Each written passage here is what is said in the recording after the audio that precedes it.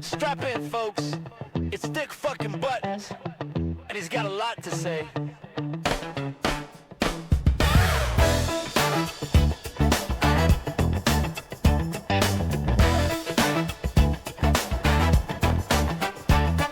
the loudest rants to the laughs you need,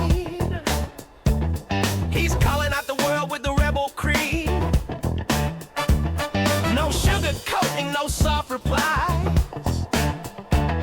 Just truth with a wink and fire in his eyes. It's the world according to Dick Buttons. Season 4, we're not here for nothing. Turn it up, let's kick down the door. Buckle up, bitches, this is season 4. Hey. Yeah, it's Dick. And as you could hear from the tone in my voice, I'm already in a bad mood. But welcome to the world according to Dick Buttons. I'm Dick Buttons, and I'm just giving you fair warning. This episode is going to be rant heavy. So let's get fucking started. Season 4 is here and Dick's back on the mic. He's fired up and ready to rant all night. There's always something that gets under his skin, so buckle up, folks, let the rants begin. Dick Buttons Rants, Season 4's got more. He's louder, he's prouder. Oh, here we go. This one's been boiling my blood all week. Ladies and gentlemen, it's 2025, and somehow, I still am getting physical catalogs in the mail. Yeah, actual, tangible, glossy paper catalogs like it's 1987, and I'm waiting for the Sears wish book to tell me what toys I'm never going to get. Can somebody please explain to me why this is still a thing? We live in an age where I can order socks, a sofa, sushi, and probably a kidney on Amazon in 30 seconds. But no, every damn week, my mailbox is stuffed to the brim with 200 pages of junk from stores I don't even shop at. Pottery Barn Kids? What the fuck is that? Why are you wasting trees and postage on this crap? Oh, but Dick, you can see the whole collection. Really? Because I can see the whole collection online. And let's not ignore the trees. Millions of catalogs, printed, shipped, delivered, tossed straight into the trash. At this point, a catalog isn't advertising, it's just deforestation with a postage stamp. And the weight. Good Lord, some of these things are thicker than a Bible. I go to grab the mail and suddenly it's arm day at the gym. If I wanted to do bicep curls, I'd go to Planet Fitness, not my mailbox. Here's the truth. The physical catalog is dead. Let it go. Bury it. Put it in a museum right between floppy disks and the dial-up internet. So here's the Dick Buttons punishment system. First offense? You send me a catalog? Fine. I'm mailing it back. Postage due. You can pay for your own trash. Second offense? You're forced to eat your own catalog, page by page. No condiments. Wash it down with some Mod Podge if you're thirsty. Third offense? You are sentenced to live in a room wallpapered with every catalog you ever printed until you finally admit it was a dumb idea in the digital age. Because here's the deal, people. We don't need catalogs. We don't want catalogs. And if you keep shoving them in my mailbox, I swear the next one's coming right back at you, wrapped around a brick. And that's this rant. Stop killing trees, stop wasting postage, and stop pretending we need paper when we have the internet. You know what? This one has probably been done by thousands and thousands of people. But today, I'm going after CVS. Yeah, CVS, the place where convenience goes to die. And let's start with the fucking receipts. Why are they so fucking long? I buy a pack of gum and suddenly I've got a scroll longer than the Dead Sea Scrolls. I'm walking out of CVS looking like Indiana Jones with a treasure map. What happened to saving trees? What happened to going green? You print me a receipt that could double as a window curtain. But hey, don't worry, my toothpaste was buy one, get 50% off. Real noble cause there, CVS. And don't come at me with, oh, but there are coupons on the bottom, Dick. Yeah? Then why are they for stuff I would never buy? Like $1 off of women's hair dye. What the hell am I supposed to do with that? Or my favorite, $2 off adult diapers. Thank you, CVS. Thank you so much for reminding me I'm going to age. But while I'm here, let's talk cashiers. Where the hell did they all fucking go? CVS used to have actual human beings working registers. Now, You're lucky if there are 2 self-checkout kiosks in the whole fucking store. And one is always broken. So I'm standing there with my shampoo and my hemorrhoid cream, praying the machine doesn't yell out, "Unexpected item in bagging area," loud enough for the whole zip code to hear. Meanwhile, the lone employee is MIA, probably hiding in the stockroom because they know CVS has turned into a ghost town. And don't even get me started on the private vaccine areas. Private? Are you fucking kidding me? They throw up a shower curtain in aisle 9 next to deodorant and call it confidential. I'm sitting there with my sleeve rolled up and some guys walking by comparing laxatives. Real discreet, CVS. Nothing says medical privacy like getting your booster shot 3 feet away from the greeting card section. So here's the deal, CVS. Get your fucking act together. Shorten the damn receipts, bring back some cashiers, and maybe put up a real wall if you're going to jab people with needles. Until then, don't talk to me about saving trees or customer service because right now, you're failing at both. Alright folks, here we go, because nothing makes my blood boil quite like this. Picture it. You're at Rita's, the line's out the door, people are sweating, kids are crying, everybody's waiting for that sweet, icy bliss. And then, we get to that person. You know the one. They've had 15 minutes in line to look at the giant fucking menu plastered on the wall, like the 10 Commandments, and when it's finally their turn, suddenly they've never been to Rita's in their life. What's this? Do you have that? What's the gelati? What the hell are you doing? Lady, this is Rita's. It's Italian ice. It's custard. It's not a 7-course tasting menu at Gordon Ramsay's. You don't need a sommelier to explain the fucking mango ice to you. And the kicker? Oh, this one still burns me. The woman I saw wasn't even alone. She was with a man who ordered his, paid, and walked away to eat it like, yeah, I'm out. I know what's coming next. Godspeed, kid behind the counter. He abandoned ship faster than the captain on the Titanic. And you know what? I don't blame him. Because here's the truth. People like this aren't confused. They're inconsiderate. They're wasting everybody's fucking time. They're holding up the line like human traffic cones while the rest of us are just dying for a cherry gelati. And since these people clearly don't know how to function in polite society, I've come up with punishments. Real fitting justice. The brain freeze trial. For every dumb question you ask at Rita, you have to slam a pint of ice water until your head feels like it's in a vice. Maybe then you'll learn to read the damn menu ahead of time. The flavor lockdown. If you hold up the line, you're banned from ordering any flavor except vanilla custard. Forever. That's it. No mango, no Swedish fish, no cotton candy, just sad, lonely vanilla. Enjoy, asshole. The melted cup sentence. Your order is made, but you have to watch it sit in the sun for 20 minutes before you can touch it. By the time you get it, it's soup. Bon appetit. The internal line purgatory. Worst offenders? You're sentenced to stand in line for eternity, right behind a family of 7, all ordering separately and paying in coins. So listen, if you're at Rita's, read the damn menu while you're in line, have your order ready, don't turn your confusion into my suffering. Because if I have to stand behind one more, what's this flavor moron? I swear, I'm throwing myself into the custard machine just to end it all. Listen, Rita's isn't rocket science. It's Italian fucking ice. Figure it out. Big Buttons says it's flashback time. Don't miss, it's the moment to reminisce. Old school vibes with a twist. Hey, hey, Dick Buttons wants to know, do you remember this? Oh. All right, everybody. It's time once again for Dick Buttons' Do You Remember This? Where we dig deep into pop culture treasures of yesterday and dust off the things that shaped who we were. And today, oh man, I've got a big one for you. The Sears Christmas Catalog. Now listen, this wasn't just some catalog, it was the book. The Wish Book. It started back in 1933 when Sears decided to put out a special holiday edition of their already famous mail-order catalog. And for decades, that thing was the centerpiece of Christmas dreaming. I remember it clear as day.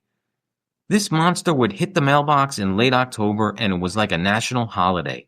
That glossy beast was thicker than most school textbooks. And in my house, it might as well have been the Dead Sea Scrolls. The second it landed, you and your sibling were in a full-on cage match to see who got to look at it first. And once you had it, oh, it was game over. I sprawl out on the living room carpet with a pen in hand, circling G.I. Joes, Hot Wheels, Evel Knievel stunt cycles. Hell, I probably circled the whole damn toy section. I had no concept of price. Didn't matter if it was the $10 Star Wars figure or the $200 Atari 2600. I was shooting my shot. Meanwhile, Mom and Dad were in the kitchen quietly flipping through gifts under $20 pages, trying to figure out just how to make Christmas happen without taking out a loan. And the catalog was for everyone.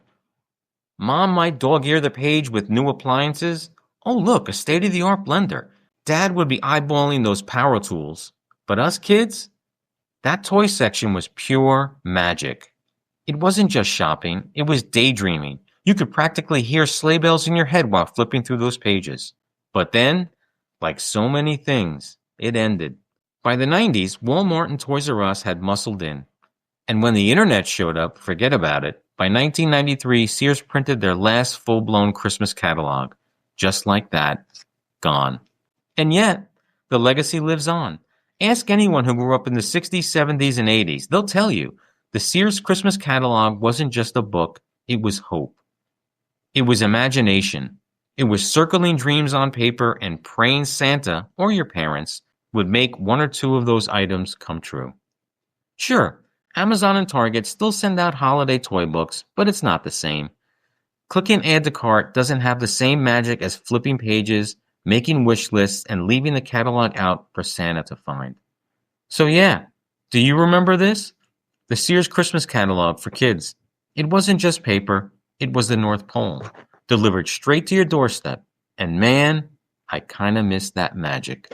Questions flying, answers loud. It's Dick Buttons, listener lightning round. No filter, no fear. It's going down. Zappa right here, right now. All right, kids, you know what time it is. It's time for Dick Button's Listener Lightning Round. That glorious segment where you send in your questions and I give you the brutally honest, no bullshit answers you didn't know you needed. 5 questions, 5 states, 5 poor souls who are about to regret writing into this show. Let's go. Question 1 comes from Jenny from Ohio. Hey Dick, what's your go-to comfort food? Jenny, comfort food? A bacon cheeseburger the size of a hubcap. You know why? Because unlike kale or protein shakes, it's never lied to me. You want comfort? Try chewing through a pile of lettuce. Yeah, that's about as comforting as a root canal. Bacon, cheese, grease. That's comfort. Question 2 comes from Marcus from Florida. Do you think people still need cable TV? Cable? Marcus, nobody needs cable anymore.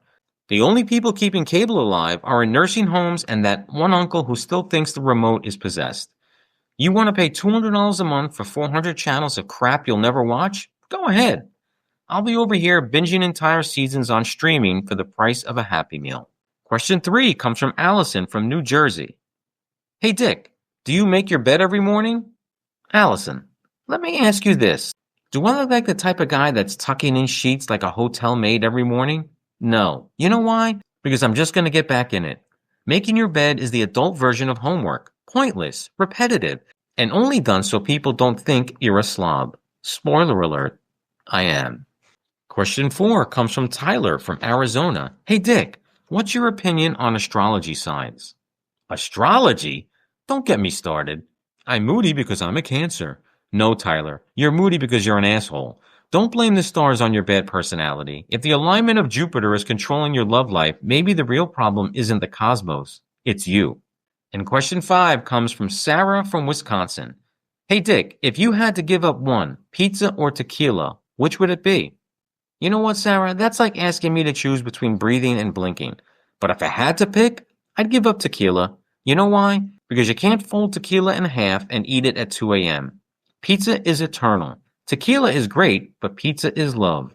Pizza is life. And that's your listener lightning round for this week. Keep sending those questions in, folks, because I'm always here to give you the most honest answers, whether you want them or not. Dick's got a guess.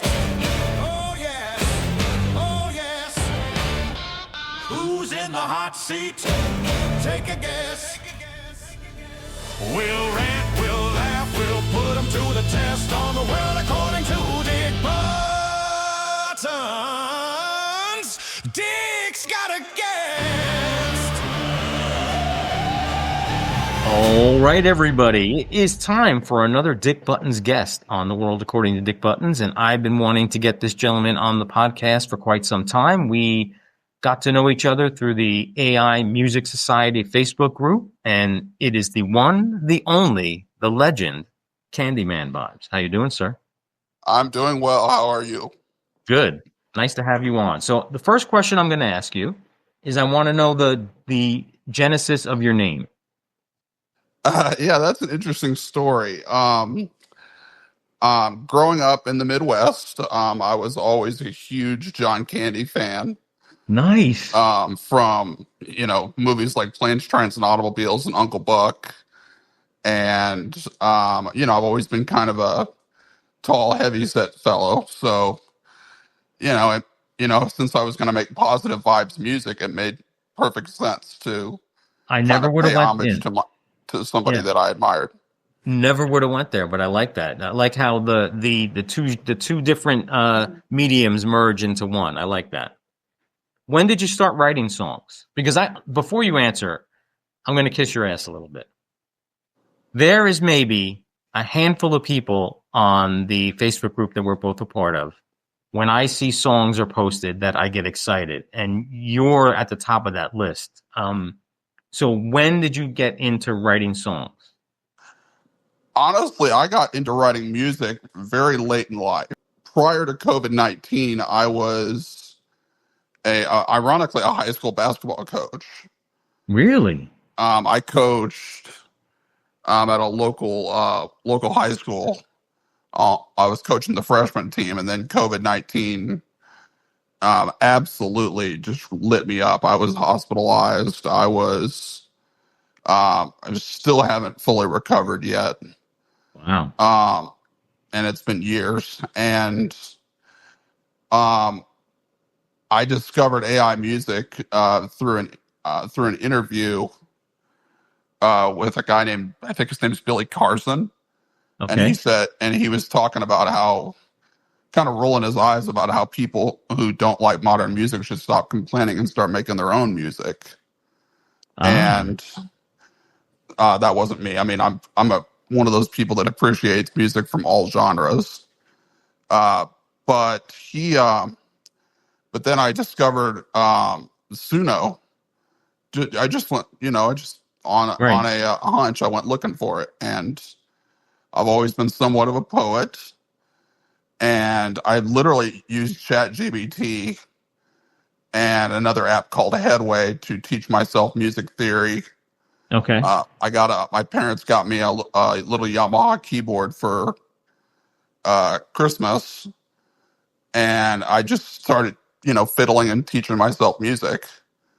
Right, because I do see in some of your posts you have a keyboard in the picture, so you do know how to play music then. I do. I'm more of a composer, so I know the scales pretty well.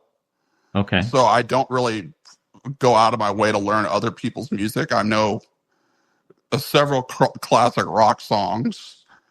I can play "Let It Be" on the piano. I can play "Dreams" by Fleetwood Mac. But there are a couple. But I mean, I don't really go out of my way to learn other people's music. I prefer to write my own. That makes sense. I understand that. So it's interesting. You went right away to Suno. So that's the only experience that you had with the AI music. I started with something called Donna. I don't know if you remember. If you went to Suno, maybe you don't know about Donna. I didn't go straight to Suno. Actually, that's not correct. Okay. Started with it's called AI Song. It's like Okay. a generic AI app, and Suno it was better suited for what I was looking for.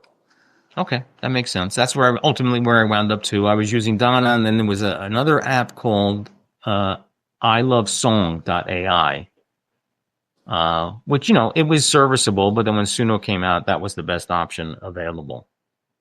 So, again, your songs, I have to say, I like that it's genre you're not tied into one genre, and you also mash up the genres quite nicely as well. Is that something intentional that you do, or just when you write the song, it just happens to fall that way? It really depends on the song. I think most of the time when I mash up genres, that's exactly what I'm doing. I've got a pretty good sense for which genres mix well. And I've got ADHD, so I've got the ability to. They recently discovered that people with ADHD have the ability to connect certain dots that other people can't, or that neurotypical people can't. Okay. So it's just one of those deals where I'm like, blues, reggae, that might actually work well together. And yeah, it does. Let me tell you, again, I'm going to blow smoke up your ass. I mean, your stuff, I'm going to use the word prolific because it's not like and I'm not putting down anybody else's songs that they upload to the site. But again, yours have a different depth, a different gravitas, if I must say, in the composing part of it too, and the lyrics and the mashing of the genres. It's just like you're a triple threat. Yeah, I appreciate that. It's I definitely would consider myself an empath, so I do understand. And I'm also somebody who's really into literature. So I understand the themes that kind of tie us all together. Right. And when you combine that with music, it's part of the reason that I feel like John Hughes was such a great writer when he made his movies. The number one key to any creative project that I do is relatability. Right. And I think that's important too. Yes. And when I listen to your stuff, it's very self-deprecating to me because, the songs that the lyrics that I write are pretty juvenile compared to what you're putting out.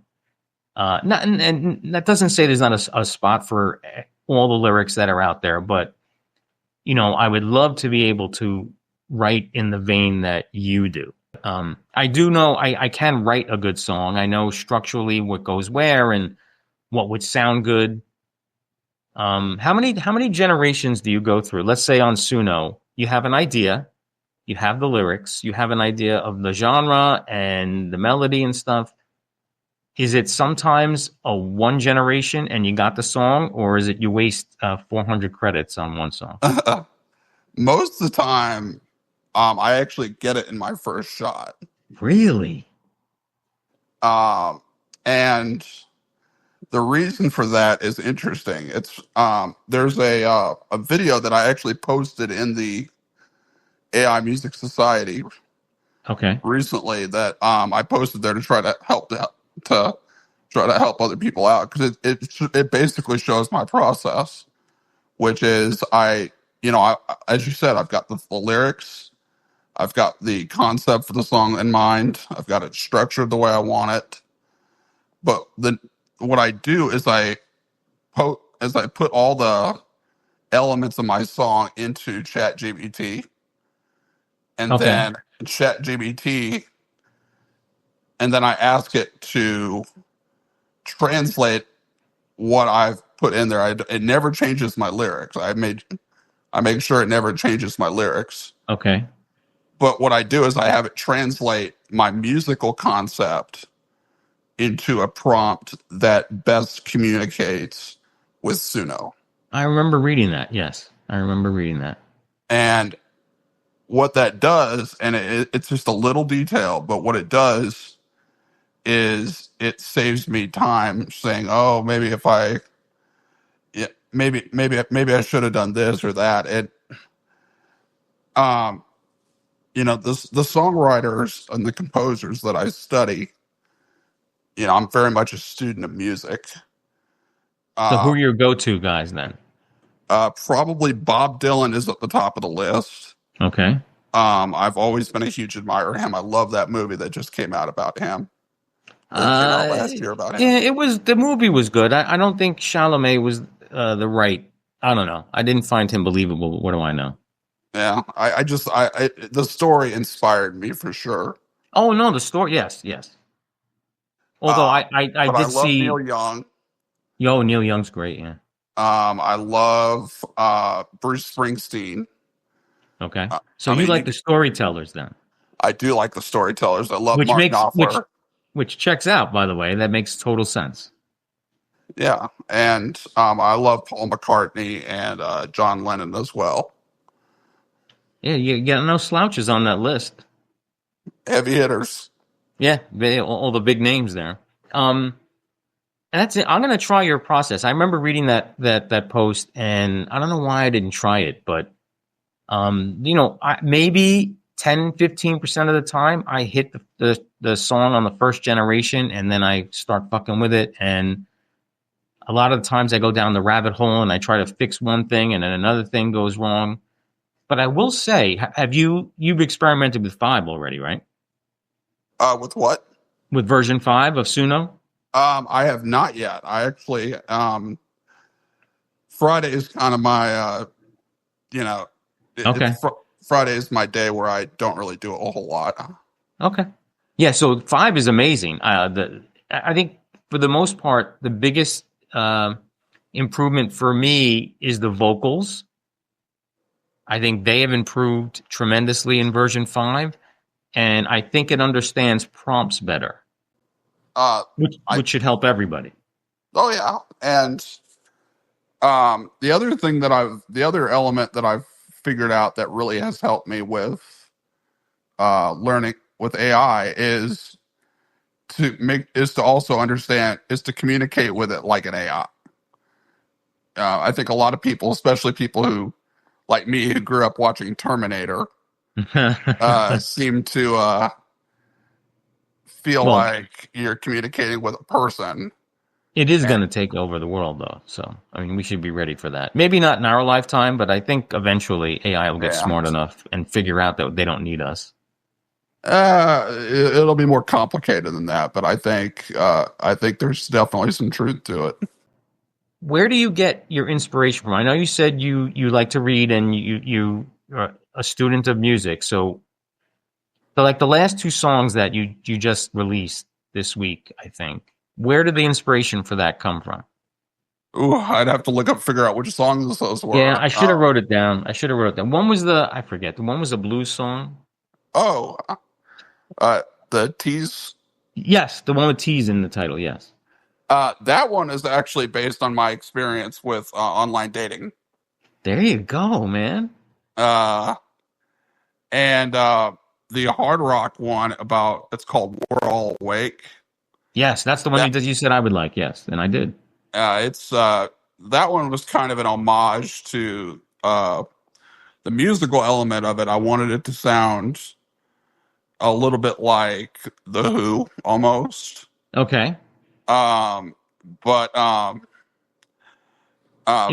was a protest song. If I understood that correctly, correct? Oh, it was, and it was basically, kind of like. I wanted it to sound.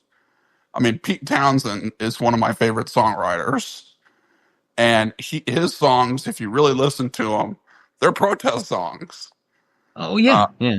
And from whether it's You Don't Get Fooled Again or Who Are You, they're songs that they're not songs. They're heavy hitters, and right. That song was really. I mean, I'm kind of going through a spiritual awakening lately. I've kind of, began to reassess where I am in life, what I'm doing. I love what I'm doing right now, and I'm going to keep doing it. But it's just one of those things where, you start to question what's going on around you a little bit, and you kind of look at things from a different perspective. Right. And that song is really about, it's really kind of a wake-up call for younger people to start, taking more interest in what's going on around them. But therein lies the problem, because a lot of the ranting I do on my podcast is about Gen Z. How old are you? Before I shit on Gen Z, how old? May I ask how old you are? I'm 30. Okay, so you're not Gen Z, right? You're out of Gen Z. No, I'm millennial. Okay, same here. No, I'm Gen X actually. I'm 60, but I'm right on the cusp of Gen X. But anyway, my point was, I always rant on Gen Z because if we have to rely on them to save us as a society, we're in trouble. And I don't know if that's our fault as parents, the way we raised them, because we always wanted to make it better for them than it was for us, and maybe we gave them too much. I don't know. I actually, this is going to sound ironic because we're on a podcast about technology, Right. But I actually think a lot of it has to do with children being introduced to tech too early. Yeah, I think that's part of it. And I think back to when I was a kid, if I would have enjoyed my childhood, if I had everything that we have today. And I think the answer would be no. I think I would have went down the rabbit hole like I do now as an adult with it. And I would have missed out on a lot of things that children should not miss out on. Yeah. I think you're onto something there. Yeah. And that's why, I try to take technology in moderation, just like I take anything else. But I don't stream TV shows anymore. Okay, you've given up TV altogether, or you just don't stream it? Pretty much. Fridays I will watch a movie with a friend. Okay. But for the most part, I spend most of my time listening to music, writing, and creating more than I spend more time doing that than I do watching it or in consuming media. I probably watch way too much TV for a 60-year-old.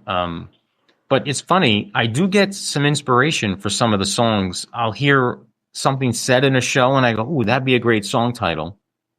Or something I see on the street. And that's another question about inspiration. So it's probably different for every song, right? Like sometimes you have a title in mind. Sometimes you have a chorus or a hook that you want to build something around, or an idea or a story, right? It's different for every generation, correct? Oh, definitely. And I always carry. I've got a notebook. It's a little leather notebook that's got a Bob Dylan quote on it that I bought at a local store. Very cool. What's the quote? Do you know it by heart? Yep, and something like that. And it, what I do is I write every time I get an idea when I'm out in the world. I'm just like, oh, I got to write this down. Yeah, I'm always texting myself. Yeah, if I see something or hear something, I text myself. That way I have it. Yeah.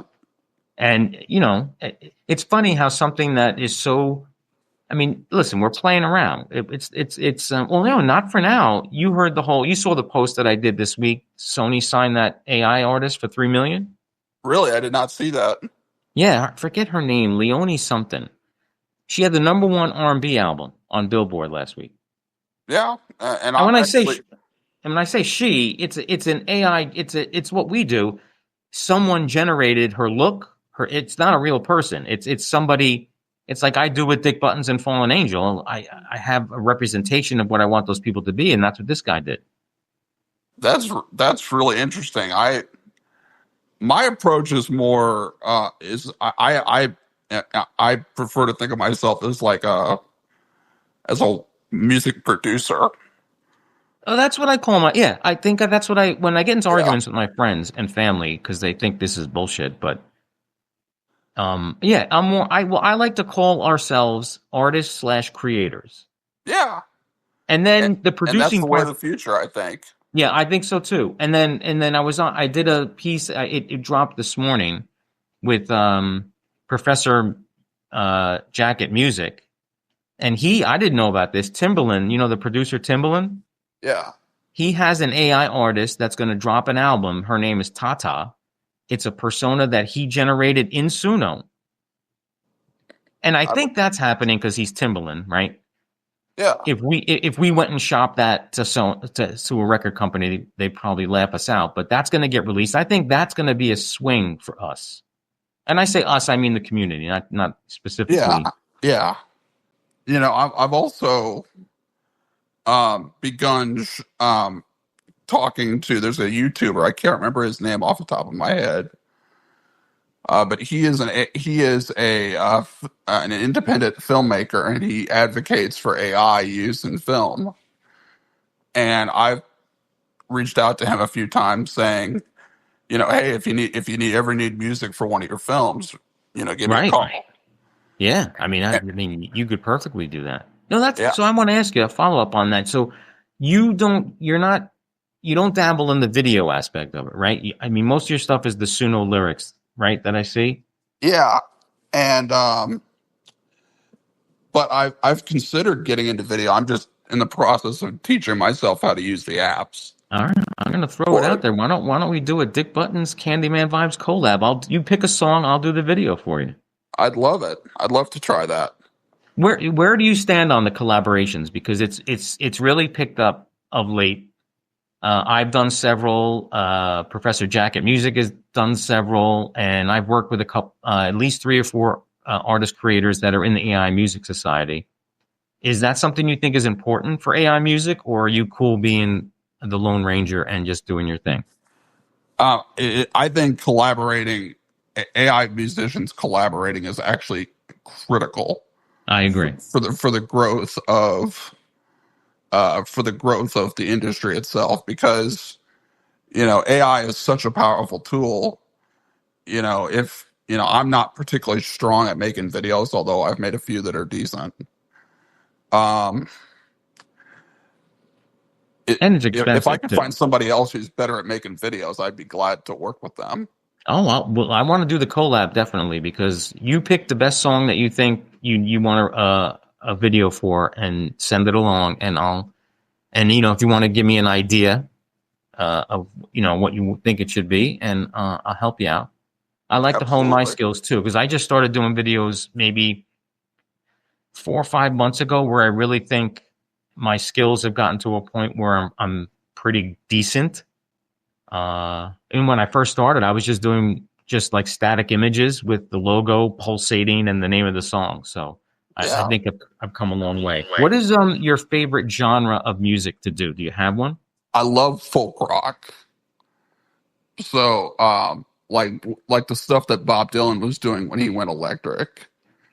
That's and I would say 60s and 70s classic rock. Do you think that Suno lends itself best to that type of music? Do you think there's more room to breathe, or for the voices and the instruments to breathe, rather than rock? Or I think Suno can make any kind of music great. I've made some demos for like film scores on there that are outstanding. So I actually made a full 40-minute rock opera on there. Okay, did you post that anywhere? Yeah, it's on YouTube. Okay, I'll check it out. I want to check that out. Yeah. I mean, so what stops a movie studio then? I mean, I know they say it's AI. We don't want to not employ people, but if a movie studio doesn't have to spend $10 million on a movie score, what is there? I mean, why would they spend it if you can get something of equal or even better quality with AI? To me, it's a win-win situation. Well, and it's frustrating for me because the era of movies that I love watching are the late 70s, early 80s. Oof, but the sound in those movies is... What I love about that time period, though, is that was a time of great innovation, both in terms of music and in terms I see where you're going. films. Yeah.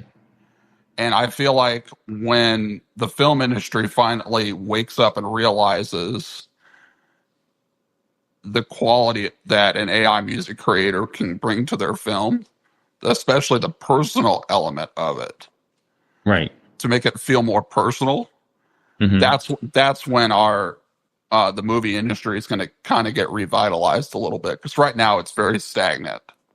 Right. And you brought up a good point too, because a lot of the friends or family who laugh at what I do, and I have a coworker who is anti-AI in general, and that she always says to me, "Oh, anybody can do it." I disagree. I think there has to be some flair, some creativeness. Anybody just can't plug in stuff and produce what you or what I or what other people do. Do you feel No the same? doubt. No doubt. I mean, they're not. It's just like anything else. Not every AI creator is created equal, and not every AI creator does everything the same way as each other. Right. And I enjoy I like going on every morning, and I like listening to what people are producing. And I do my best to comment and watch everything all the way through, because I know that helps the algorithm for everybody. And if I'm not subscribed to somebody or I'm not following somebody, I'll do that too, regardless if it's really not my type of music, because I know we're all looking for the same thing. We're all looking for that validation. We're all looking to increase our subscribers, our followers. And I think if we're in this community together, I think we all need to support each other in that way. No doubt. And I try to do the same thing as well. I would say the majority of my subscriptions on YouTube are to other AI music subscribers. Now, what do you? I'm stuck at. I'm in mid 400s. Yeah. And I see other videos, especially the newer members that are joining the AI Music Society now. And I'm watching their videos, and the first thing I look up at is their subscribers, and I'm seeing people with 2,000, 1,500. I'd like to pick their brain, and I want to know if there's a trick that I'm missing. The number one thing the number one success characteristic that I've found for any kind of content creator, whether it's AI music, whether it's independent film, comedy, whatever, is to make sure you don't give up during that first 2 year during the first 2 years. Right. Yeah. Because the first 2 years are always rough, because you start from single digits, then double digits, then get into the hundreds. Then, I mean, my process for that is I just celebrate the little victories when I get them. Yeah, no, I do the same thing. And, I kick myself too, because before I created the Fallen Angel YouTube page, I had Dick Buttons, and I would say half of the albums were on the Dick Buttons side. Yeah. And I had over 500 subscribers on that side. But when I went to DistroKid and I wanted to get that verified artist mark on Spotify and on the other sites, I had to have a dedicated YouTube page for Fallen Angel. Yeah. So I migrated everything over there and started from scratch. And not everybody came over. So, I can't complain. But now when I go on Spotify, I have that blue check mark that I'm a verified artist. And I sometimes get nasty emails or comments from people. You should have said you're AI, because I just wasted a half hour listening to your music. So let me get this right. You're mad because you spent a half hour listening to music that I created that you thought was good until you found out it was AI. Yeah. And that's really disappointing, because I'm actually in school right now to be a sound engineer. I'm studying at a local music studio in Indianapolis. Okay. And they use AI, and they use auto-tune. They use all these different technological tools. And people don't complain about that either. I mean, my theory is, if people want to complain, they'll find something to complain about. Yeah, people like to bitch. That is just the bottom line. Or hear themselves speak. I'm not sure which it is, but... Well, sometimes they go hand in hand. Yeah, they do go hand in hand. All right, a couple more questions, and I'll let you go. I have 2 songs. I tried to find the oldest songs on your YouTube page last night, and these seem to be the two oldest ones. A song called "Gotta Be Myself." That's one. And the other one was "Christmas Salsa." Yeah. Made that last year around Christmas time. Yeah, so they were both 9 months old. So yeah.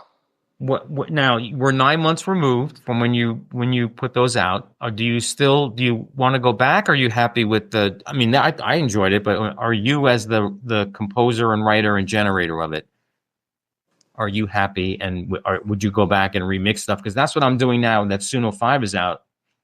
I'm going back to my earliest stuff and putting it through. Yeah, that's kind of what I'm doing right now too.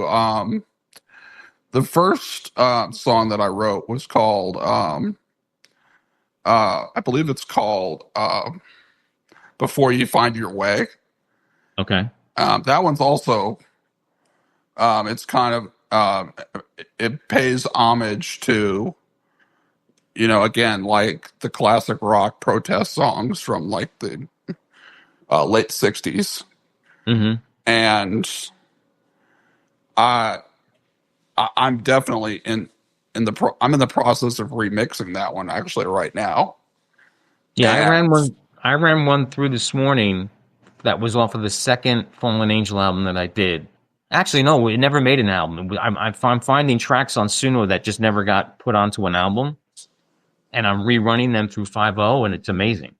yeah, I mean, the quality of music, I would say it's less about the tools that you use than it is about the amount of personal energy that you put into it. I agree. Without the flair and the personal stuff, I think it just comes out generic. So where do you see AI going in the next 5 years? Music specifically. I think that, especially, I think that the turning point will be when independent filmmakers, like the YouTuber who I follow, and I'll have to look him up, the game changer will be when they discover that they can save money, right, while improving their content by using AI.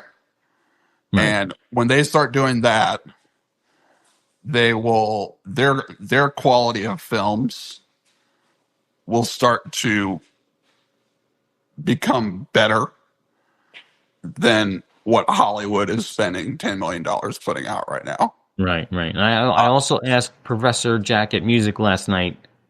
I'll ask you the same question. Do you see, and when I say any of us, I don't mean specifically us, but the people in the AI music world, do you see any of us making it, like being signed? Do you think after the movie thing, that'll be the kickstart? You think then it'll just start going to music? Okay. Yeah, I think there will be some independent filmmaker somewhere who uses an AI song on their independent film that they release on YouTube. Got it. Yeah. I see what you're saying. That's just going to blow up. And the combination of that and the combination of the fact that that movie is going to be easier, people are going to have easier access to it. Right. Yeah. And coupled with the fact that the music's going to be fantastic. Right. I think eventually there's going to be an artist that does blow up, that starts to turn heads. And it's, to me, AI is out of the bag. You can't put it back in. No, there's no way. No, we're not putting it back in. There's not a way. And it's only a matter of time until people start to wake up and realize, hey, I can save money doing this. Yeah, but that's one of the things that my coworker complains about, is that it'll eventually take away jobs from real people. So, I mean, but then so my argument is, when the automotive assembly line was put into place, that those people lost their. I mean, you can't sit in 1902 forever, right? I mean, no, you can't. And people hate change. Change is difficult. I'd be lying if I said I did. There were times when I didn't like it either. But at the same time, I mean, have you ever seen the movie Moneyball with Brad Pitt? Oh, yeah. Yes. There's a great quote from that movie where he's arguing with his lead scout, who's been, building teams the same way for generations. Right. In baseball. And Billy Bean or Brad Pitt looks at him and says, adapt or die. Right. And I've listened to contemporary music that comes out from record companies today, and I've listened to AI music that our contemporaries put out. I actually like the AI music better right now I'm with you. because it's more personal. Right. I mean, It's not cliched. There's a couple things that are mainstream that I listen to that I like, and but you're right though. I would much rather I sit down with my cup of coffee at my desk in the morning and I go through the sharing list, and I like what I put stuff in my own personal playlist that I want to listen to again, and I'm glad I found it. I'm glad I found the AI Music Society. I am honored to have listened to your stuff, sir, because again, you're one of my favorites, and I think you are a force to be reckoned with, and we need to get your stuff out to more people. Thank you very much. No, and I appreciate you taking the time. Listen, I had an idea, and I'd hope you want to be part of it. I want to do a roundtable maybe next time with you and a couple other artists, and get a discussion going. Professor Jack at Music said he would do it, and I have a couple others on the line. And I just want to say, but my mornings for the last 6 months, thanks to you, thanks to Amethyst, thanks to Alice Tanner, Colton Lynch, Madison, all those artists have brightened my day, and that's why I'm bringing everybody on, just to let you guys know that you mean the world to me, and I think together we could make this thing go further than it has so far. I thank you. I very much appreciate that, and I agree. I think AI music, it's sort of like when the film industry began during the early 70s, began hiring the George Lucases and right. Martin Scorsese's, people who were untested, but their stuff was so much more personal and relatable. Right. Well, we'll get there one day. But I want to thank you again, Candyman. It's been a pleasure having you on. And when we do the round table, I'll reach out to you. But I want to thank you for being here, sir. Thank you very much. You are welcome. Bye-bye. That was CandyManVibes, everybody. What a nice guy. You thought he was finished, but he's back with a slam. It's a Dick Buttons bonus rant. Oh, damn.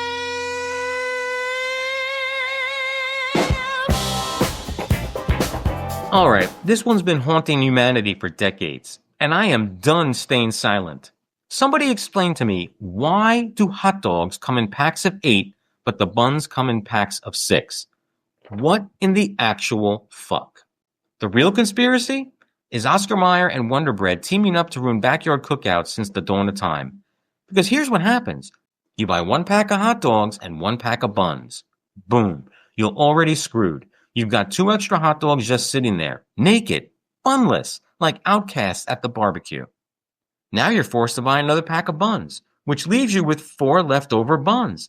So then you buy another pack of hot dogs, which leaves you with 2 fucking extra hot dogs again. And before you know it, you're trapped in this mathematical hell loop, swimming in surplus meat and bread like some kind of culinary purgatory. Oh, and don't even tell me, you could just eat them without the buns. No, a hot dog without a bun isn't a hot dog. It's just a sad meat tube. That's not dinner. That's depression on a plate. But why is this still a fucking thing in 2025? We can send billionaires into space, but we can't coordinate the goddamn hot dog to bun ratio? You're telling me there's not a single executive in a boardroom smart enough to say, hey guys, maybe sell both in 10s or 8s or literally any matching combination? No, they don't fix it. You know why? Because it's rigged. It's a trap to make you buy more. The hot dog companies and the bun companies are sitting back laughing, counting their money, while we're stuck with a freezer full of mismatched wieners and bread. Here's my solution. Mandatory matching law. From this day forward, hot dogs and buns must come in the same damn number. You sell 8 hot dogs, you sell 8 fucking buns. It's called common sense. Look it up. Punishment for offenders. Any company still selling mismatched packs gets sentenced to a lifetime of eating hot dogs on plain white bread. Folded slices, no condiments, no dignity. And the eternal barbecue penance. Worst case offenders, they're forced to host a cookout where every single guest asks, "Where are the buns?" over and over until they break down crying in the potato salad. 8 hot dogs? 6 buns? Math for morons. Fix it or I'm showing up at your next cookout with a calculator and a grudge. Down the rabbit hole we go! Oh no! Crack the code, let the truth show! Tinfoil hat, toss it away! Dick Buttons is here to save the day! Deep dives, no lies, busting myths left and right! Conspiracies crumble under his spotlight! Down the rabbit hole! Dick Buttons sets us straight tonight! Welcome back to another edition of Down the Rabbit Hole, the segment where I put on my tinfoil hat, crawl through the internet's weirdest corners, and bring you back something bizarre. And oh boy, today we're talking about one of the big ones, flat Earth. Yeah, you heard me. There are people, lots of people, who believe the Earth is not round, but flat. Like a cosmic pizza floating through space. They'll tell you governments, scientists, and NASA are all in on the massive conspiracy to hide the truth from us. Why? Reasons? Power, control, lizard people, pick your poison. So where did this whole thing come from? Contrary to what people think, flat Earth isn't new. The idea of a flat Earth goes back to the ancient civilizations who frankly didn't have planes, satellites, or Google Earth. By the Middle Ages, educated folks knew Earth was round. And by the 20th century, it was considered settled science, until the internet gave every crazy uncle a megaphone. The modern flat Earth movement started in the 1800s with a guy named Samuel Rowbotham. He wrote a book called Zetetic Astronomy, claiming the Earth was flat and everything else was a cover-up. Fast forward to YouTube 2015, Facebook groups, and boom, the movement is reborn like a bad sequel. So what do they actually believe? Flat Earthers claim that we're living on a disk surrounded by a giant ice wall. They think NASA fakes all space photos with CGI. They believe gravity is fake and we're actually accelerating upwards. It's like living in a really bad episode of Black Mirror. And don't bother asking for the why. Some say it's control, some say it's money, some say it's satanic.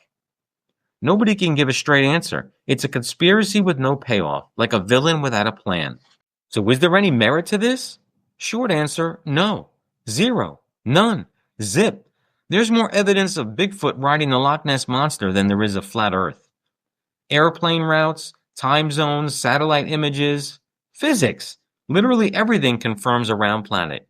Even the Greeks proved it 2,000 years ago with a stick, a shadow, and some basic math. Flat Earth is less science and more psychology. It's about distrust, community, and the thrill of thinking you know a secret that no one else does. It's the conspiracy equivalent of wearing sunglasses indoors. Look, believe what you want, but when your theory requires NASA, every pilot, every astronaut, every scientist in the world to be part of a centuries-old cabal, maybe the simpler answer is you're just wrong. Occam's razor, people. Sometimes the simplest answer really is the Earth is round. And that's this week's Down the Rabbit Hole, Flat Earth, a conspiracy so old it's practically retro. And about as useful as a map from 1492.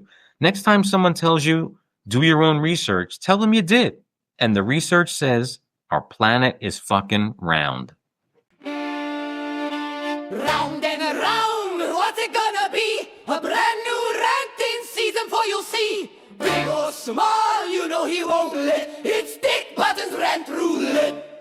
All right, people, you know what time it is. It's time for Dick Buttons Rant Roulette. The segment where you, my loyal listeners, send me your most rage-worthy topics, and I spin the wheel to see what poor soul or situation gets blasted by my venom today.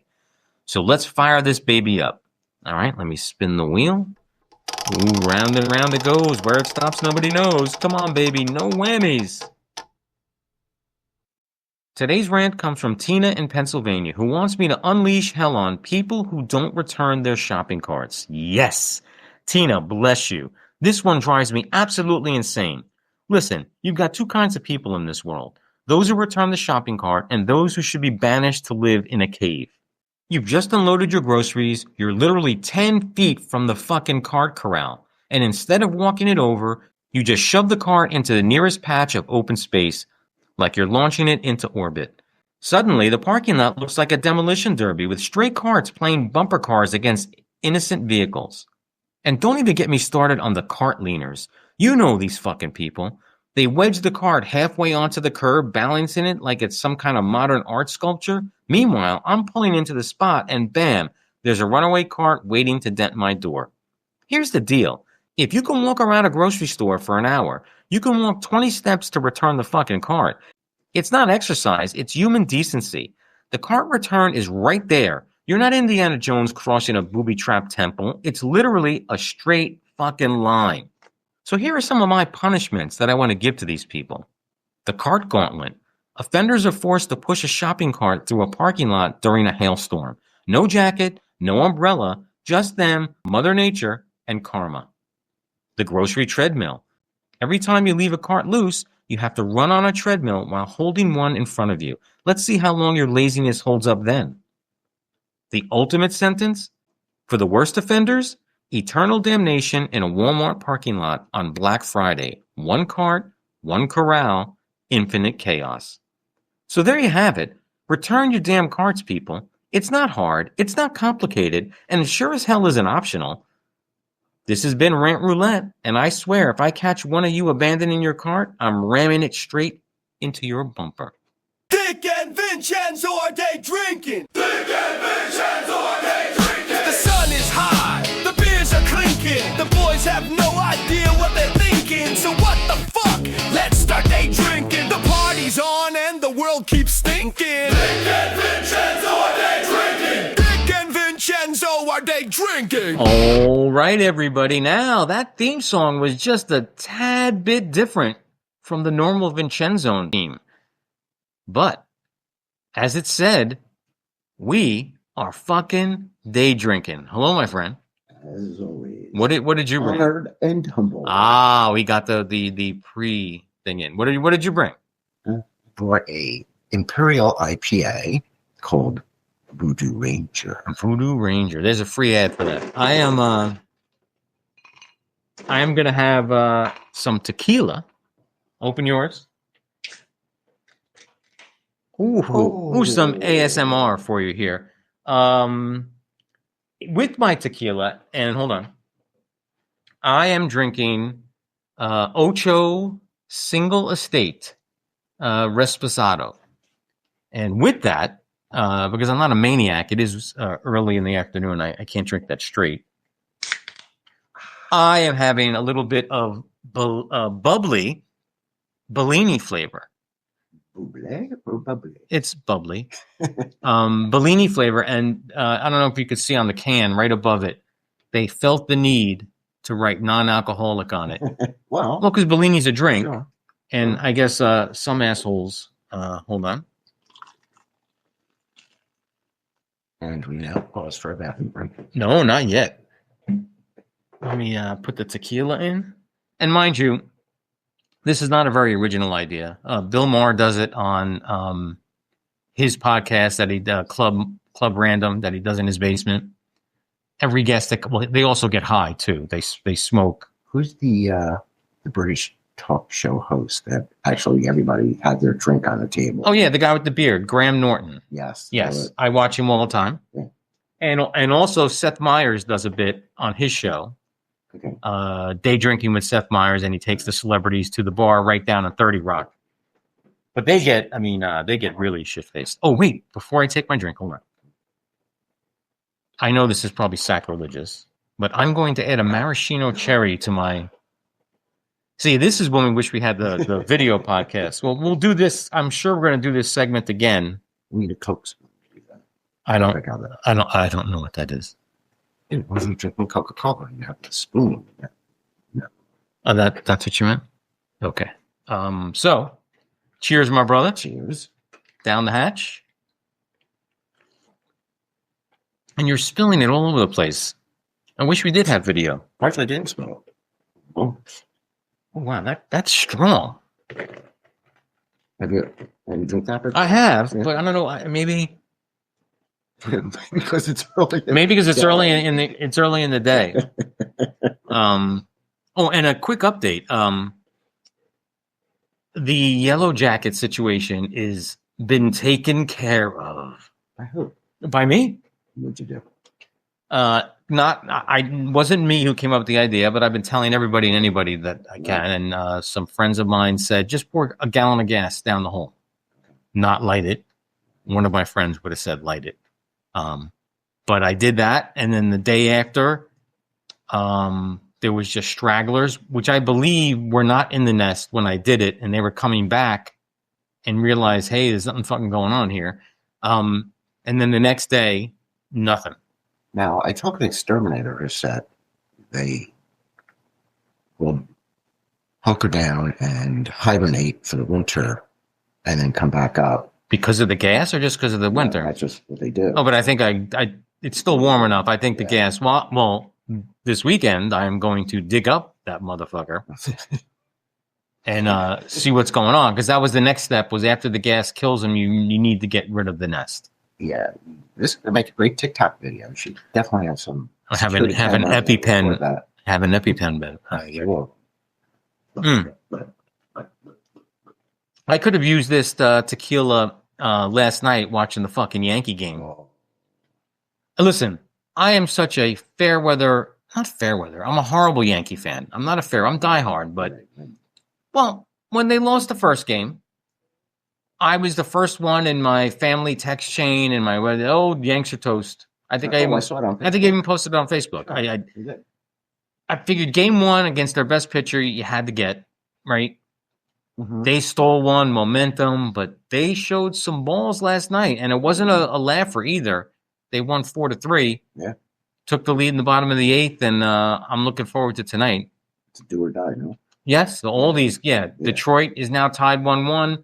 Cubs and San Diego were tied 1-1. The only one that ended, abruptly was the Reds against the Dodgers. Yeah. But I knew that. I knew that was going to happen. Reds got in because the Mets sucked the big one. I had fun. I have some family members that are Mets fans, and I have some friends that are Mets fans, and I had a good time sending all those Juan Soto TikToks and Reels where they superimpose his voice of him going to Judge. I'm sorry, man. I should have stayed with you guys.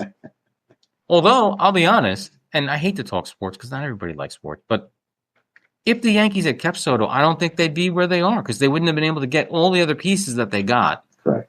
So we'll see what happens. Well, I'm a Giants fan. What do I know? And well, listen, I'm a Raiders fan, so I win that. By the way, I believe we're both at this point 1-3. Yeah, 1-3. But at least I don't know. Do we play you guys this year? Oh, I hope not. That's a game we should not bet on. Or watch. Or watch. The only thing the Raiders have going for them is a good stadium. We don't even have that. It's like $1 billion. No, you got that cement box in the middle of it's nice when you're there with the two jumbotrons, and the inside was done well, and then the outside it looks like Rutgers Stadium kicks its butt. It's terrible. No imagination. $1 billion. Dallas Cowboys redo their stadium for $1 billion, and you look to see what the Cowboys did, and it's. I guarantee you, though, they make fucking money on the luxury boxes and all that bullshit. People are waiting to get season tickets to the Giants. You have to die, and then. And listen, this is going to be an unpopular take, but football live is horrible, unless you're sitting on the 50-yard line. Correct. If you're on either side, half the fucking game is away from you. The TV timeouts are devastatingly boring because and listen, I'm a smart guy, at least I'll say that. It's hard to follow the ball. There are no announcers, there's no there's some replays on the big screen, but I'll second that opinion. Sure. I would that's like one of the soccer would be the first, and you can come at me, all you fucking soccer fans out there. Soccer's fucking boring. An hour and a half for 0-0? No. Yeah, that's a lot of running back and forth. No, I can't do it. And all the flopping too.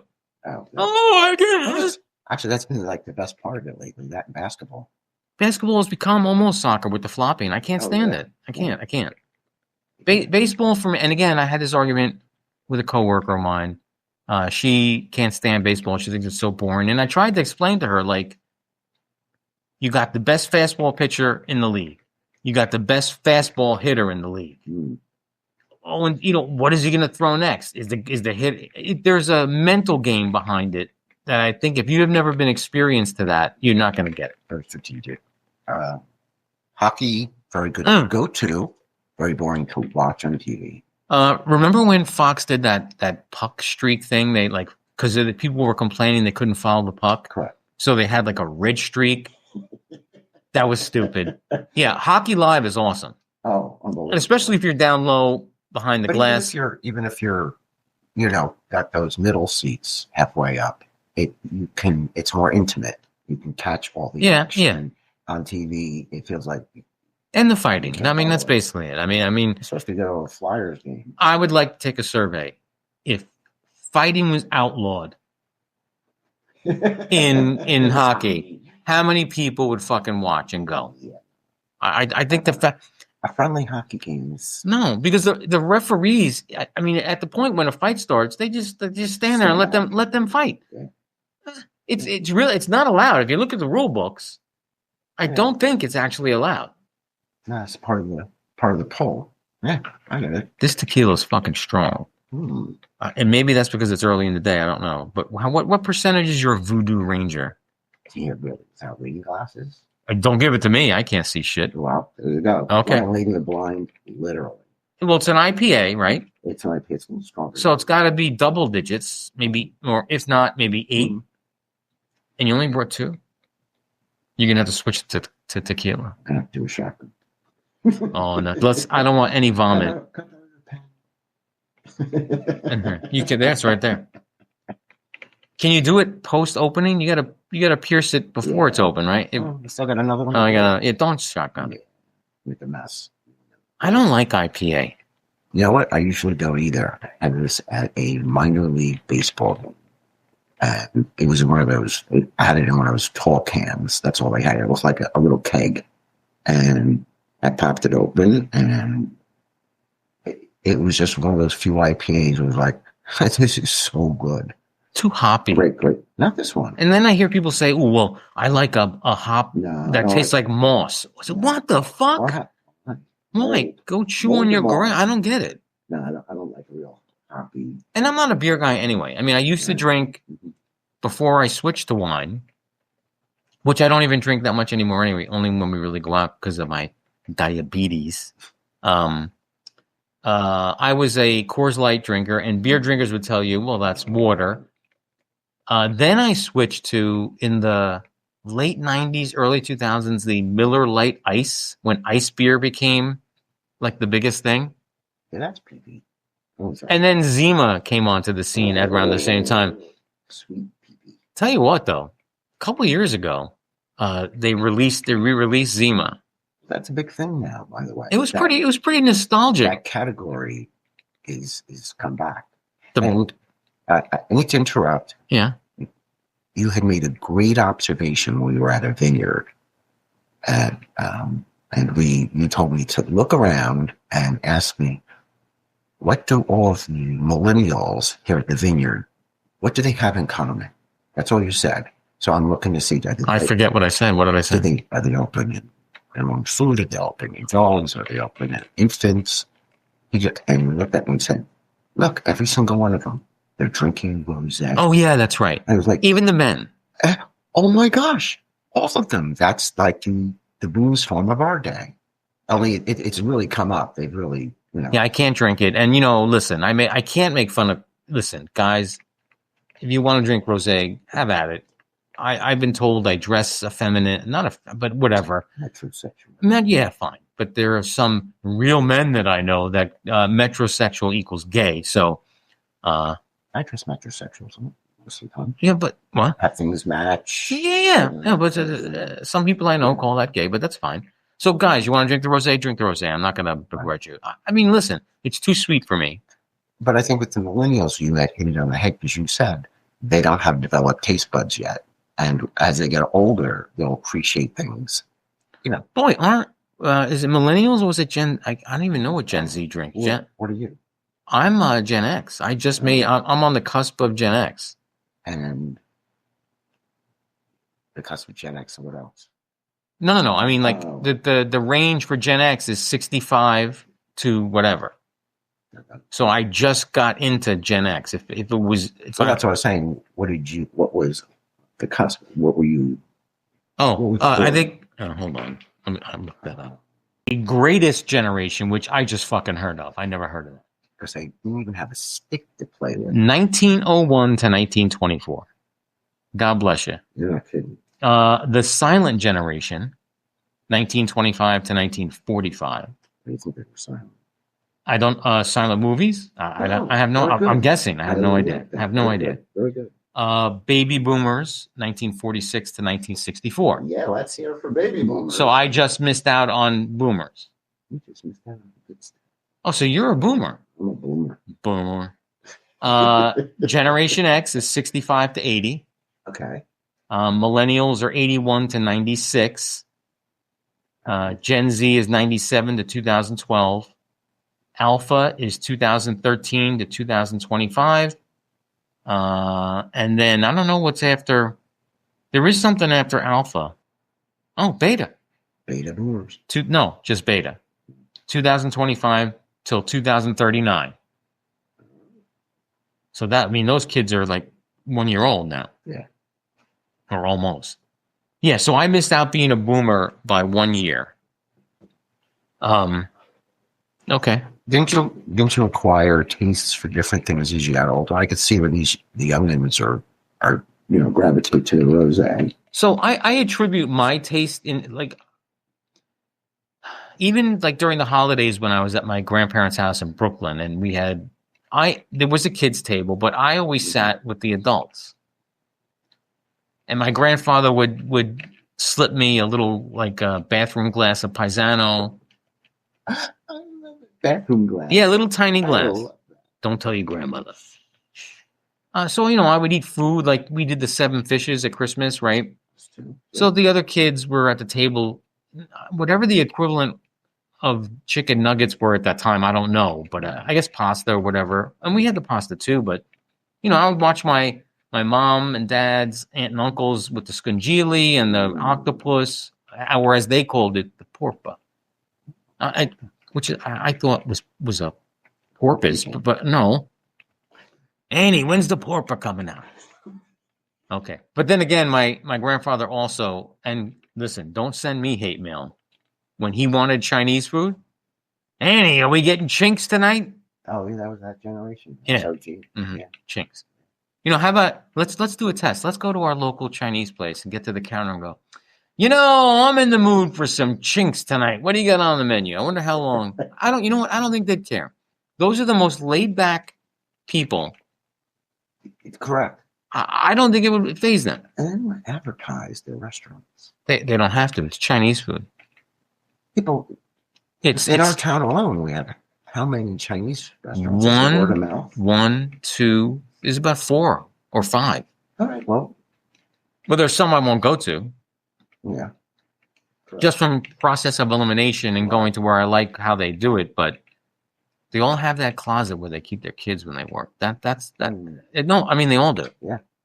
That door swung open once, and there were 2 kids with an iPad in there. I was like, should I call somebody? Is that a cultural thing?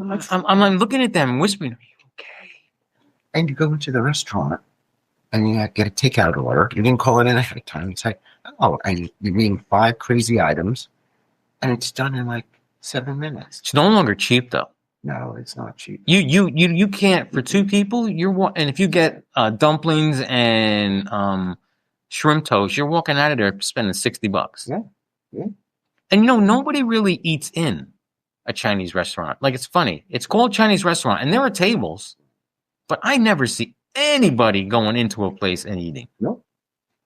With the exception of P.F. Chang's, I guess, if you want to call. Yeah, that's a fusion kind of. If you go to New York, there's where you can go to a Chinese restaurant and you can actually dine. They have restaurants where you can they have the fish tanks. Yeah, that's what, yeah. And everything's made of purple satin curtains and crazy stuff going on. I haven't had Chinese food in a while since I started my Manjuro journey. You eat so much fucking food. Yeah, even if you get the combo meal, right? That's a lot. And the rice It's the rice, the egg roll, and I get lo mein. So there's noodles right there. And my other go-to was the fried dumpling. No, steam. Excuse me. I'm not an animal. Steamed dumplings. And an order of shrimp toast, which God had to be 7,000 calories because that's just breaded shrimp, deep fried. It's like a boardwalk food. It is basically, yeah. Yeah. Now I'm hungry for Chinese food. Oh, I get it once a month. I have to have it. It's one of those things where like, I'm always in the mood for Italian, or I'm always in the mood for barbecue. But Chinese food, at least once a month, it's, gotta have it. I wonder if people are waiting for us to get like sloppy drunk. I don't see that happening, guys. I'm just sorry, but we are day drinking. I mean, I think we'll do this again when we go to video, so you can at least see. Or I could, you know what I'll do? Because I do post these on YouTube as well. But I have graphics. Right. So hold on. Things do drinking game. No. Some hard stuff. Hold on. No. Little rebel yell. Cheers. Hold your beer up. I will post this on the YouTube when it goes. There we go. And you can take one of me with my tequila, and we'll post that up. There we go. What are you doing? Taking 10? Just want to make sure I got at least one. Yeah. So I'll post that. There we go. Oh, got the thing in the background too. That's good. Greatest logo in the world. Well, it's not the greatest logo in the It's world. very cool. So looking at that, I miscalculated the size. height. Well, because this is evidently not a 10-foot ceiling. So you're gonna raise the ceiling. Oh yeah, I'm gonna have a contractor come in and I'm gonna raise the fucking ceiling. That's what I'm gonna do. Good happy. Oh, ASMR ice. I do. That's better than regular tequila, I will say. You want to take a sip? I do. It has a very strong taste, but it's decent. I mean, I don't know if you like tequila. Oh, it's good. Got like a mouthwashy aftertaste. Well, that's not good. Are you being serious? I think it's because of the bubbly. It's not Bublé. Michael Bublé is going to sue me. It's bubbly. What is it flavored? Bellini. Yes. Look, Rita. You By can't. the way, that's why it tastes like mouthwash. Well, no, the flavors are. I can't. It's on fucking white text on a pink or orange thing. I can't. But it's like three or four different fruity flavors. Yeah, that's what's given. I can't. I Well, think the tequila straight is better. my go-to is tequila and club. I didn't have club soda, so. Okay. And then you have no taste. I'll put a lime in there. Yeah, you gotta be careful. But that, for a diabetic, that's any clear alcohol, no sugar. So your vodkas, your gin, your tequila, even some rums are sugar-free. Some. Like Malibu is not, because it has coconut in there. Right. But it's natural sugar. It's not a. Yeah, but there's zero sugar in any clear alcohol. Correct. I would offer you some of my. No, I hate. No, I know that I would spit out all over me. A, I hate IPA. B, I hate beer. So. A cool can though. Doesn't that draw it in? Nope. It's a skull. What is that? I'll say. Looks like a pilot's. Well, it's a skull. So we're to believe that something supernatural is flying a plane. I see. I was going to think you drink it and you die. Whole nother. Well, that'd be liquid. They have a drink with liquid death. But they make coffee too, I think. Or then no, that's death by coffee, I think. There's a coffee brand that has death in the title. It's like 5 times the legal limit of caffeine. Well, to me, that's stupid. I mean, we have a heart attack just because I don't get it. Yeah. Looking at Wall Street, that's what they drink. Okay, I'm going to be honest. I'm almost done with the first drink. I don't know how alcoholics do it. I think they do it so often that they're just numb to it. Now, mind you, I probably didn't plan ahead. All I had today was my protein shake, a cup of coffee, and my small bag of pistachio nuts. How many fingers do I have now? You're not holding any fingers. Very good. Okay. You're okay so far. Okay. No, but I mean, and my supplements and my vitamin. That's all I had today. You do that every day. That's your routine? That's my routine. Mine is the tequila. Yeah. And then, I have 3 eggs in the morning. Oh, that's good. Before I work out.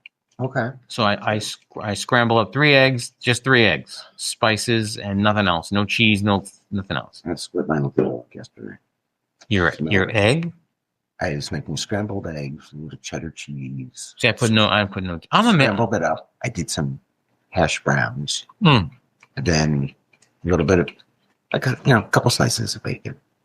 The dog smells it. Runs out of the bedroom. Oh, it's the Comes bacon. in and goes, "So what are we eating?" I'm like, "Well, you're getting kibble." And she looked at me like, "Well, can I try that?" Can you tell us how she's looking at me? Well, it's the bacon. So Nobody can resist bacon. a little bit of the 8. So I split my meal in half. A bit of the scrambled eggs with cheese. A little bit of, I mushed all the hash browns in it with it. And I crumbled the bacon up. And she was licking it like she was going to the chair. Yeah, but dogs eat fucking anything. No. Stop it. Dogs eat shit. They will, and then they'll spit it up later. I'm sorry. I have friends who have dogs. There's some dogs that have a stomach that could just, it's like a shark. They eat license plates and, bones. This one, she has some dietary food that's appropriate for her breed and for her digestion that we learned as she was a puppy. But once in a while, and there's sometimes when she's looking at me like, "So what you got?" And I'm like, "It's not for puppies." Yeah, but a dog will eat anything. No, they will, but again, they'll get sick on it. Okay. It depends. So, but I tried out a little bit of eggs, a little hash browns, pushed it up, a little bit of bacon, finished it up. She was looking in the pan like it was a pup cup. I was like, "Okay, sweetie, that's all you got." And then she looked at me like, "Seconds?" No. Okay. Seconds. Oh, you said no. I said no. Yeah, dogs can't talk. So. Oh, but tell you what's going So on. for me, and then one last thing on the dog. So yeah, some dogs eat their own shit, and then that dog. Then you see owners letting dogs lick their face. Fuck that. They're either licking their own balls or eating shit, and then they're coming up and licking you, and you're like, "Oh, come here, good boy, good boy, good boy." Stop it! Stop it! So Do you let your dog lick your face? I do. Okay, and that's you. I You do. know, and those. To and your her dog has no balls, are but she's fat. licking her By privates. the way, she licks her winky, Okay. and I look at her and go, and I tell her, "You can't lick your winky," and she stops, and she looks at me like, "I guess I'm doing something wrong." But I know she's going to do it when I'm Yeah, not that's looking. disgusting. I'm sorry. I know that she's showing affection, and you can, full disclosure, that I was the first one to say, "I get a dog. I'm not going to be the one to take care of it." And Well, first of all, who's the one taking care of it? well, okay. Well, that's because you're weak. I mean, I'm sorry. Correct. I'm so Okay. weak / Mark maternal, because Now, don't make weak sound good by saying maternal. well, there's a little mix. There's a mix of that. It's like being. Listen. I'm a weak maternal person. There is talk of a dog coming into this house. I already said I ain't walking it. I ain't feeding it. I don't say I am not, I believe you stick to your guns. because listen. And if you had to walk it, you would walk it under duress. Bullshit. I am not. No, not even under duress. I am not No, walking it. not even No under duress. bullshit. Well, when the dog has to go to the bathroom and they'll hold it for as long as they can. Well, listen. Sure. Listen. I will not be cleaning it up if it has an accident. I don't want a dog. It's almost like when the kids wanted fish when they were growing up. And like an idiot, I had a contract drawn up and said, "Oh, I promise them." And who's sucking the water out of the tank to change the water and getting a mouthful of algae? Me. So it ain't happening. You've learned your lesson. It ain't happening.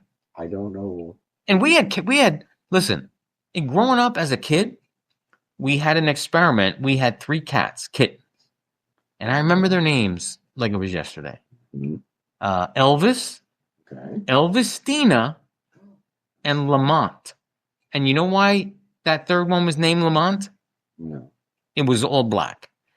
You know who the character Lamont? Yes. Okay, from Sanford and Son, the son. Okay. Now, the rule was these cats couldn't come in the house. Okay. Now, these were outdoor cats that my parents had us keeping in the garage. So one night, we hear this like thumping noise. The cats wanted to get out of the house the garage so bad, they were throwing themselves at the garage door. Oh my gosh. Now, this was my sister, truth be told, that wanted these cats, and I guess the same kind of contract was drawn up with my parents, but I think we wound up letting them go, or someone came and took them because we were doing more harm. Correct. Yeah. And then I remember we had a parakeet. A good thing there's no laws against this. I think it was my sister's. I don't know. And I forgot the name of the parakeet, but its beak fell off. It was, I mean, this was not a pet-friendly household. Because I don't think my parents growing up didn't have pets, so they didn't know. We never knew. So maybe that is what molded my, I don't want to say disdain. No, Because listen. You were conditioned to a certain, listen, I didn't grow up with pets either. 2 brothers, 2 sisters. That was enough. Oh, sorry about that. I almost spilled my tequila. First drink. Mm-hmm. And so for me, having a dog in the family really wasn't an option. So my son during COVID thought. Yeah, but you're a full blown dog now, right? You're a dog, Mark. And I listen. We get into arguments at work all the time. Dick hates animals. Dick hates dogs. I said, listen. I don't think you. I don't hate them, and I totally understand the bond that people have. I get it.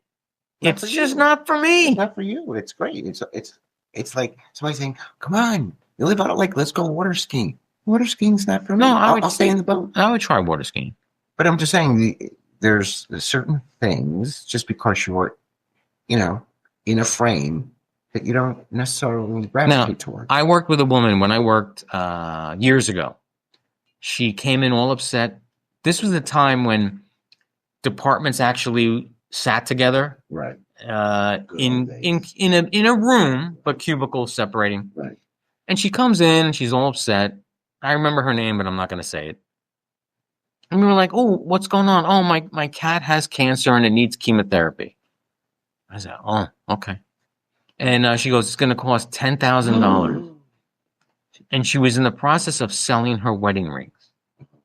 So listen, I was in my 20s, and I remember this. I asked her, like, with a straight look on my face, I go, "How much is a new cat?" And I got yelled at from everybody. You should have gotten yelled at. No. Time out. Let me defend you. Hold on. Let me ask you one question before you say something. Okay, but I will defend you. Okay. Let's say you spend the $10,000.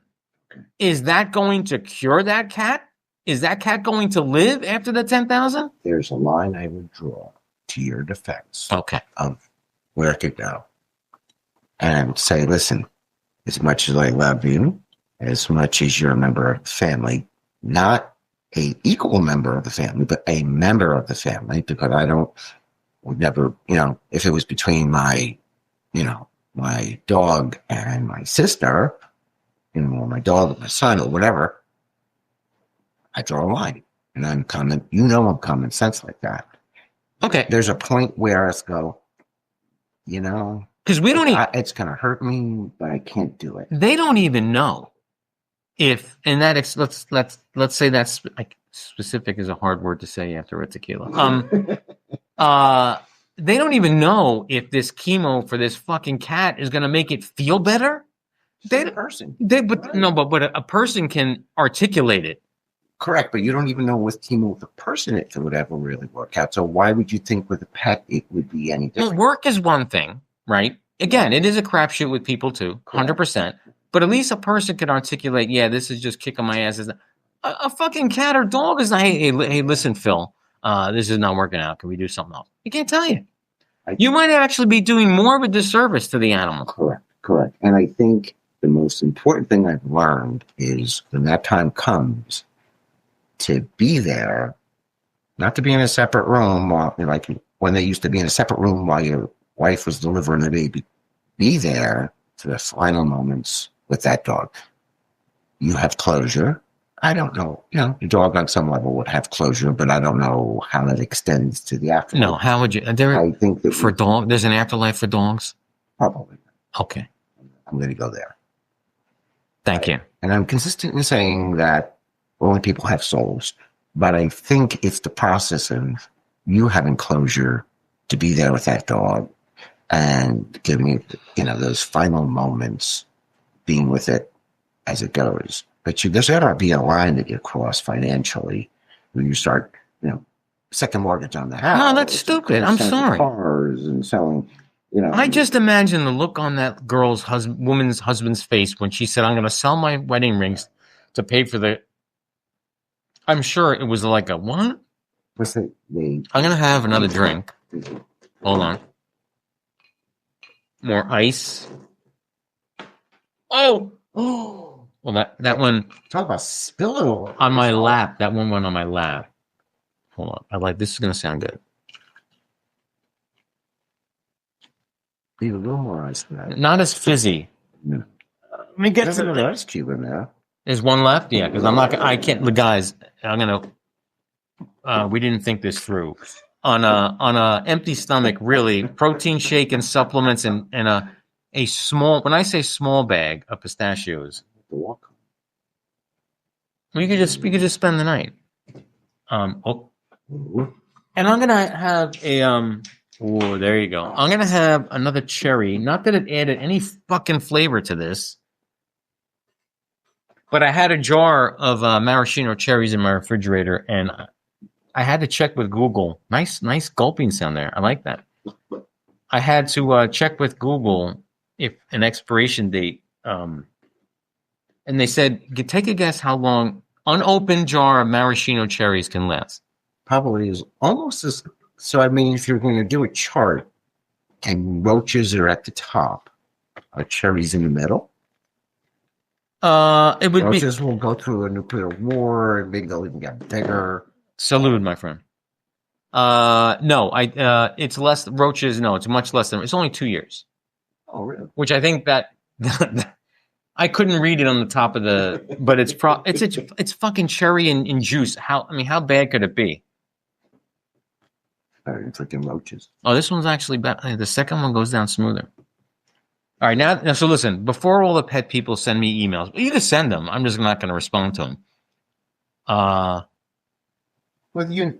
I balance you out. I'm the pet guy.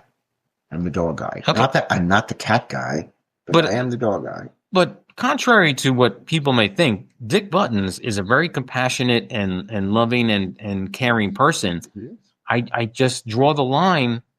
See, I wouldn't even spend I hear stories from my friends and family members. Oh, we got to go to the vet or the first time I heard, I'm taking my dog to the pet ER. Okay. I'm like, what the? I mean, it probably cost almost the same as. FYI, get pet insurance. Yeah, you know what though? I've talked to people who have the pet insurance. It doesn't cover everything. No, but you know what? I think the pet insurance is for those, maybe it's for me, the common sense people who say, listen, if something stupid happens, like the dog pulls the squeaker out of its toy and swallows it, the insurance comes in handy then. But when crazy stuff starts to happen, then you just got to accept that.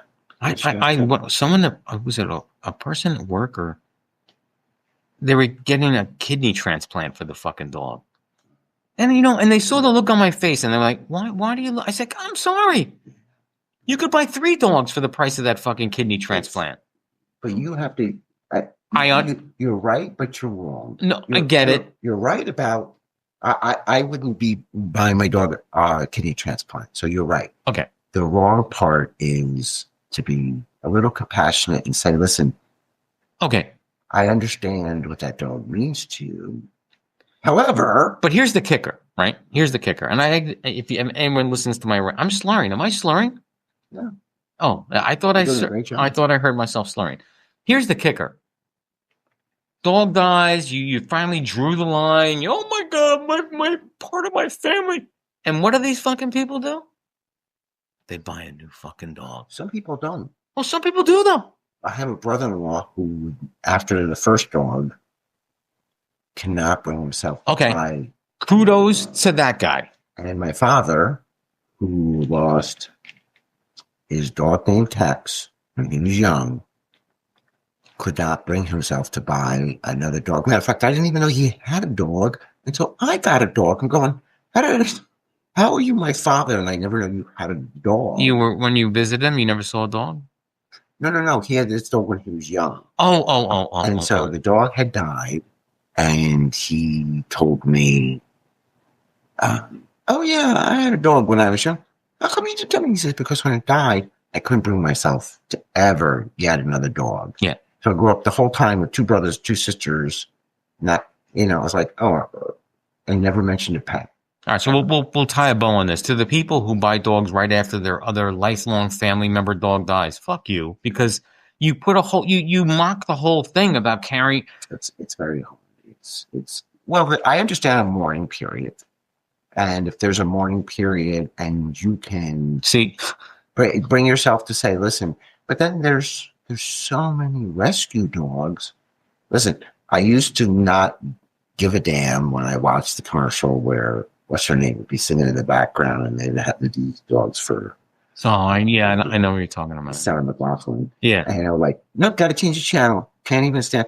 But you know what? I think it's their human-like eyes that look at you and you go, oh. yeah, it does not. Can't do it. Yeah. So with a rescue, when you sit there and you get over your mourning period, rescue a dog that's maybe been abused or left there or maybe euthanized. Listen, I get it. So maybe that part of me is dead inside then, because I mean, the dog could stare at me forever. I'm not. You just don't associate yourself with the dog. You don't relate, and that's fine. Because guess what? Before I had a dog, listen, I was very indifferent. All the sitters that used to watch my son when he was small, they all had dogs. I could care less. Right. Until I had a dog. Maybe it's some people like when they have a child. I don't get children till you have a child. But there are other people who are like, listen, I still don't get children. I get it. I get it. Now, I'm realizing this after watching the Seth Meyers day drinking skit or whatever interview that he does. Mm-hmm. See, real time, this doesn't work. Because I'm drinking my second tequila. I'm a little buzzed because I had nothing fucking to eat all day. Correct. But we are already at 41 minutes. So I think the next time we do this, we record during our first drink,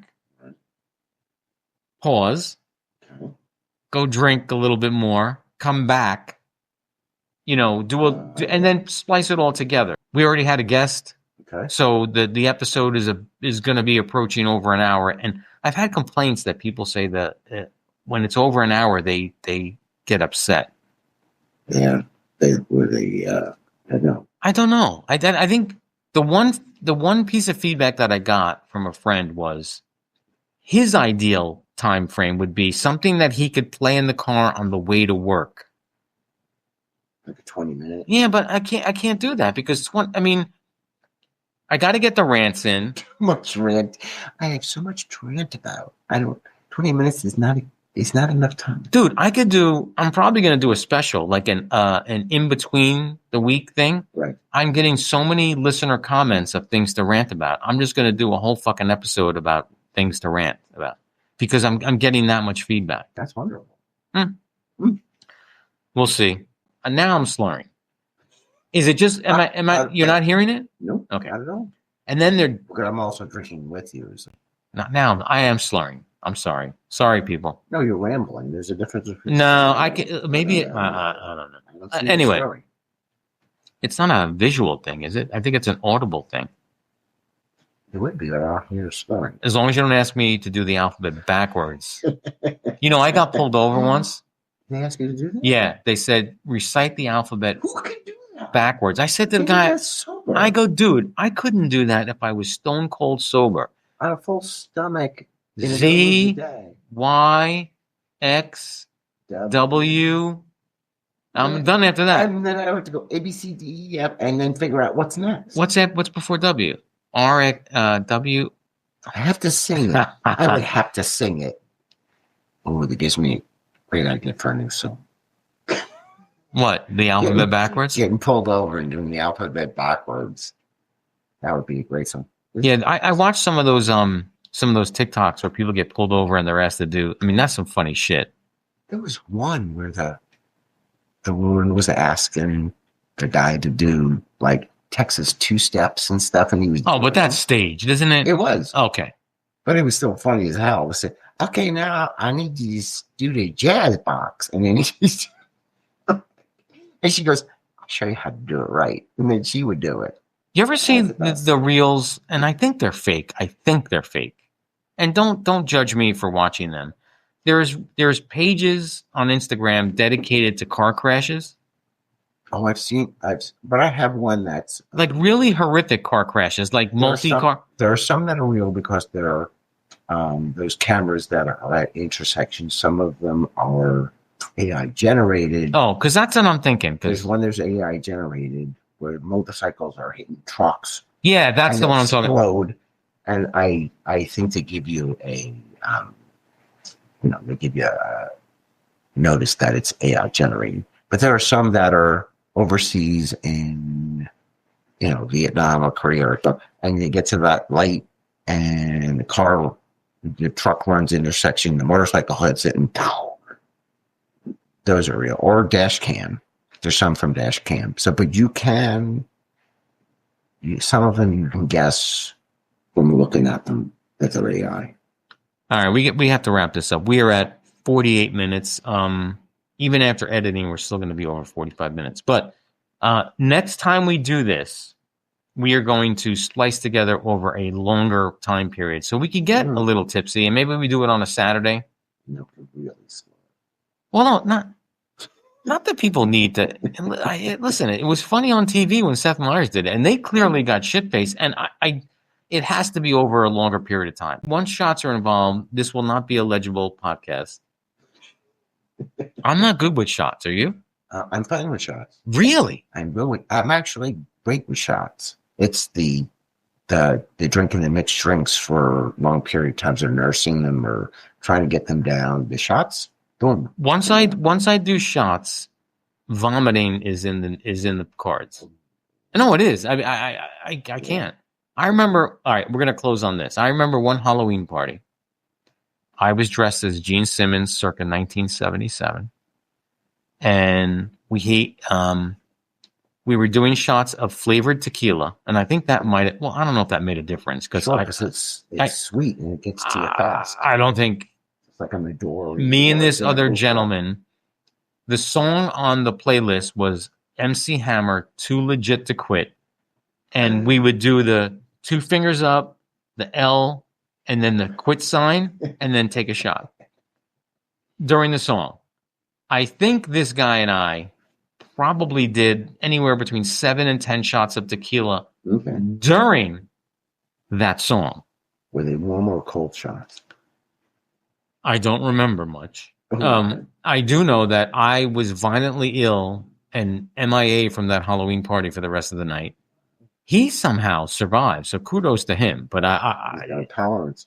So shots for me, I have that in the back of my mind, and I'll do one, and that's probably it. But I am not pound like you watch movies and shits and TV, and people are like pounding 7, 10. I'm sorry. Movies, it's fake alcohol. Well, you can't do. Thank you, Captain Obvious. Oh, but you can't do 10 shots in a row, can you? No. Okay. All right. Thank you, everybody, for indulging us in this day drinking episode. That's it for this week's episode. We closed out with a flurry, maybe not. I mean, I think I slurred a little bit, and I'm actually not even almost done with the drink, but I'll finish this drink after. Oh shit! I don't remember my closeout. Hold on, I could. Do you want me to do mine? You could. Yeah, you could do You could do yours first, and I will pull mine up. And is there anything you want to say, sir? Go Vincenzo or go home. There you go. All right, guys. Stay pissed, stay passionate, and stay plugged in. This world ain't fucking fixing itself. Good night, guys.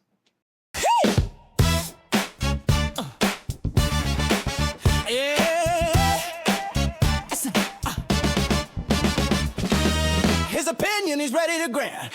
He's angry and ready to rain. From the madness of the world today, Dick's gonna tear it down his way.